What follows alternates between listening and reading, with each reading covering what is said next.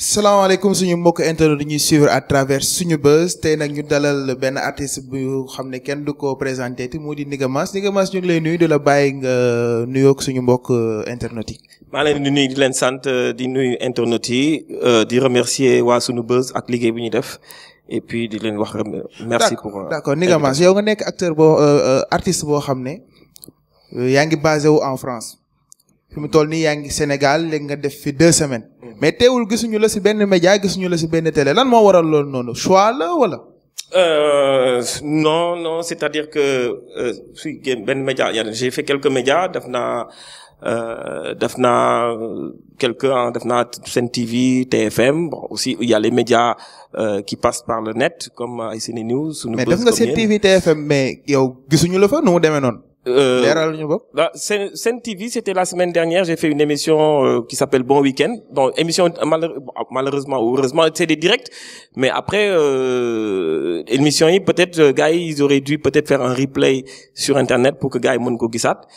Mais malheureusement peut-être que dinañ ko gis, peut-être que dinañ ko retrouver sur les chaînes YouTube. D'accord léegi à part boobu noonu amul beneen émission boo xam ne waroon nga ko def. si amoon naa bon xam nga fii moom c'est un peu waaw c'est des fois da ngay rey ba tëdd ci suuf. On a l'habitude de dire bon certains ne le disent pas parce que dañuy ragal mais man je n'ai aucun problème pour confronter les idées et malheureusement fii Sénégal dafa am ay médias yoo xamante ni dañ lay jéem a escroquer di la laaj xaalis pour que nga mën a jàll man je suis pas dans ça. Am na ñoo xamante ni aussi dañuy xaar bon peut-être que nga def vraiment un carton mondial nga ñëw ñu am ouais non c'est malheureux mais dañuy am une certaine faiblesse devant certains artistes. Ñoom daf leen di pousser ñuy courber wu se mettre à 4 pattes devant certains loolu mooy vérité et malheureusement am na si ñoo xamante ni aussi duñu wax dëgg tu vois. waaw léegi Niga Mass fekkee dañuy tenir langage de vérité rek sànq ba léegi yaa ngi wax am na ay médias mais ban média nga dem ba loolu am. Non mais bon alors je vais prendre un exemple tout bête. Par exemple man moom du ma raay wax ci. donc ku ma xam nga ne moom ci digg bi laay jaar. Je parle de la 2STV. D'accord mooy télé bi El Hadj Ndiaye moom. waaw d'accord. peut-être xamul sax li xew mais am na ay affaires yoo xamante ni parfois man dama koy méttitlu tu vois je dis tout simplement ñooñu dañ may fonto. dañ may fonto parce que je parle de certaines personnes pas de tout le monde. Je précise que ils ont une émission qui s'appelle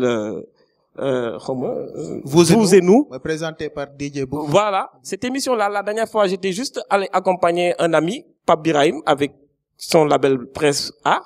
Donc, ils m'ont demandé si je voulais faire l'émission. Je leur ai dit oui. Bon, ça me pose pas de problème de faire une émission live sur le plateau, etc.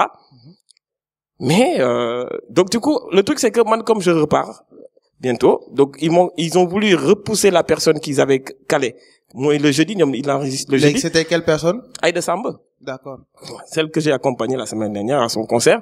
Et donc du coup, ba ma ñëwee ñu ne ma dañ koy repousser. Donc j'ai parlé avec le responsable, etc. Ils m'ont dit dañuy repousser Aïda Samb et on te met le jeudi. Donc prépare-toi pour jeudi. Donc forcément suñ la waxee loolu da ngay préparer wu. Si. Donc j'ai pris des musiciens, ma fay sama location studio. Pendant 3 jours, on a travaillé dessus. Ba ñu pare et j'entends quoi? Qu'en fait ils ont pas appliqué la consigne, c'est-à-dire que dañ koy repousser wuñu ko parce que la personne que j'avais accompagnée qui est l'AI de Prince Art, c'est lui qui m'a appelé pour lui dire est-ce que pare ngeen pour Aïda Samb. léegi consigne boobu kan moo ko joxe woon. Consigne bi c'était Abdoul, je pense que c'est le responsable de l'émission de la programmation et il a donné l'instruction à Bakhaw rappeur de Darman. Abdoul qui est le fils d'El Hadj Ndiaye. El Hadj Ndiaye, c'est ça. Et man j'étais là quand il lui a demandé de repousser Aïda Samb pour que man ma mën a dugg ci émission bi. Et le Bakhaw là le même, il a dit oui. OK, on applique. Donc man je me suis préparé en conséquence.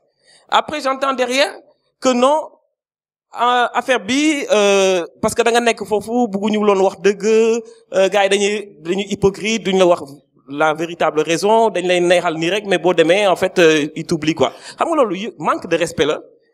Il faut qu'on arrête de jouer la comédie dans ce pays-là. Il faut qu'on arrête. qu'on arrête de prendre les gens pour des imbéciles. Je suis désolé, je vais être dur dans les propos, mais c'est des amateurs, ces gens-là. Tu vois, je ne les prends pas au sérieux. Moi, j'ai rien à cacher. Je suis pas là pour dire que moi, j'ai peur à tel ou tel média, parce que d'autres m'ont invité, j'en ai rien à cirer. Tu vois, moi, je ne pratique pas la langue de bois. Avant eux, j'existais. Après eux, j'existerai. waaye léegi lu tax en tant qu'artiste nga nangu tey ñu ne ñoom ki nga xam ne dañ ko programmé woon muy Aïda Samb ñu déprogrammé ko pour programmer la yow.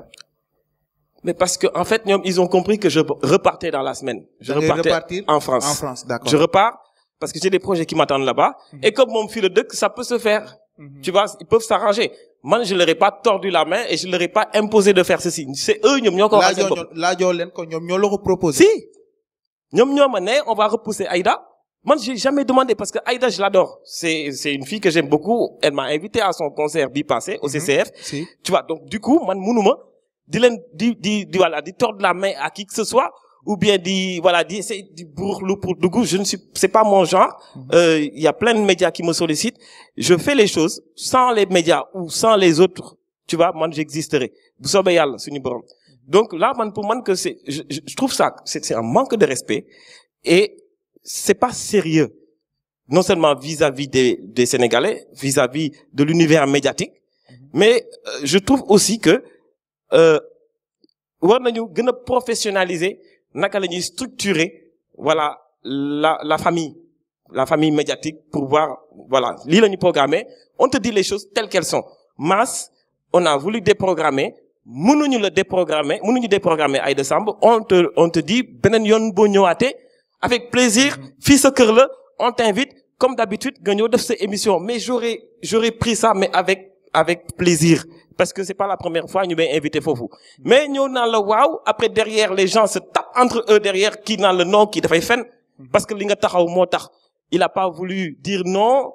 C'est de l'hypocrisie. Loolu, c'est pas professionnel pour une société qui se dit sérieuse. Tu vois, malheureusement, ce genre de comportement, ça se reflète dans d'autres médias. Hein. Bon, après, là, c'est l'exemple le plus flagrant et qui m'a un peu énervé parce que sur le coup, je dis, man, je dépense mon argent pour def benn affaire et tu te retrouves avec des gens qui te disent non, en fait, en réalité, bëgguñu loon kii, voilà, c'est pas sérieux.